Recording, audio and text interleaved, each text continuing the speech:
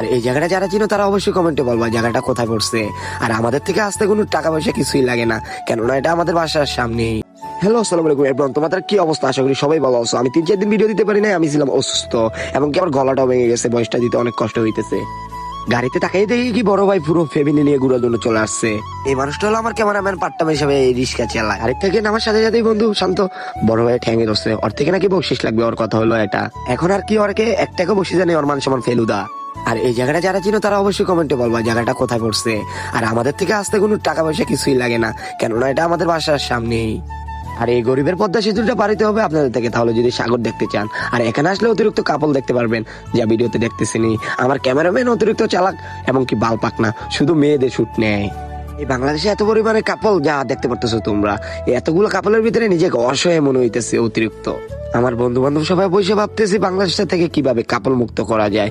ওদের কারণে শান্তি মতো চিপে চাপে পেচ্ছাপ করতে পারি না।